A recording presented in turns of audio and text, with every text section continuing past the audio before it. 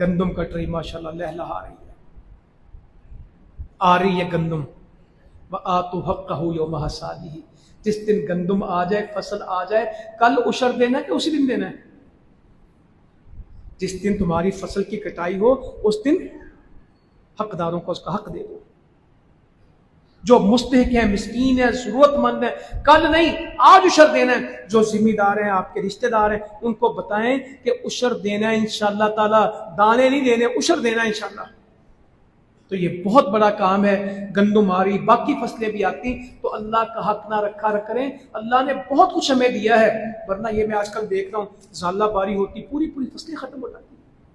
سیلاب آتا ہے، پوری فصلیں بہہ جاتی۔ تو خوش قسمت ہیں، ایک ایکڑ میں 1.5 من بیج پھینکتے ہیں، 50 من گندم اٹھاتے ہیں، 40 من گندم اٹھاتے ہیں، تو 40 من میں سے 20واں حصہ دینا کتنی بڑی بات ہے۔ تو انشاءاللہ تعالیٰ دیں گے ضرور، اور ترغیب دلائیں گے لوگوں کو۔ نصیحت بھی کرنی ہو تو ہم جنازوں سے پہلے کرتے ہیں،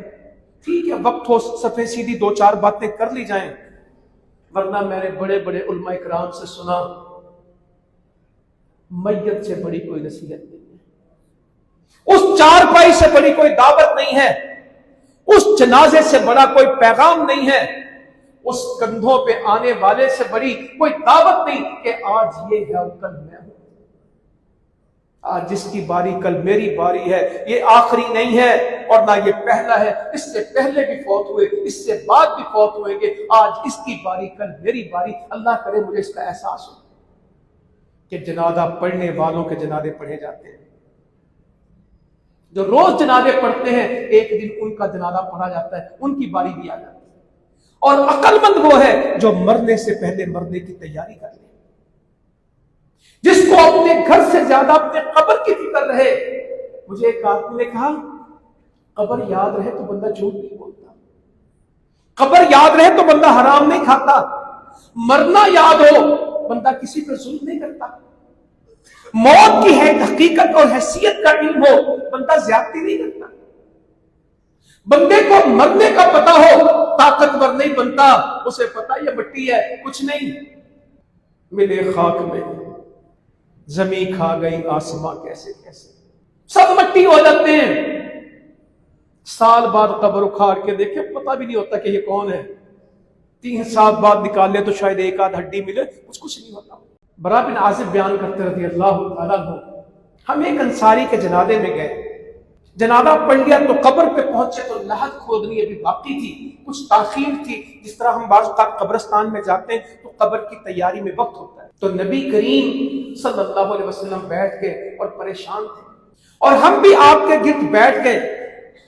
بندہ بے قراری میں نہیں کچھ کرتا، تو ایک لکڑی تھی، آپ اس کے ساتھ زمین کریدنے لگ گئے، زمین کھودنے لگ گئے، اور ہم آپ کے گرد کس طرح بیٹھ گئے کہ جیسے ہمارے سروں پہ پرندے ہوں، انتہائی متوجہ ہو آدمی، نہ ادھر دیکھے نہ ادھر دیکھے، پرندہ بیٹھا ہوگا اگر بندہ ہلے گا تو وہ اڑ جائے گا، ایسے سخت ہو کے بیٹھ گئے۔ یا اللہ ہمیں توفیق دے جب نصیحت ہو تو کبھی ہماری کیفیت بھی ایسے ہو کہ جیسے ہمارے سروں پہ پرندے ہیں، ہم ایسے جامد ساکت متوجہ کہ جیسے ہمارے سروں پہ پرندے ہیں۔ نبی صلی اللہ علیہ وسلم لکڑی سے زمین کھرید رہے ہیں اور ہم ہماری طرف متوجہ ہوئے اور فرمانے لگے، اللہ تعالیٰ سے قبر کے بارے میں پناہ مانگو، اس کی عذاب سے پناہ مانگو۔ 2 یا 3 دفعہ کہا، 2-3 دفعہ وہاں کہا، اور نماز میں ہمیشہ کہا، کیا کہا؟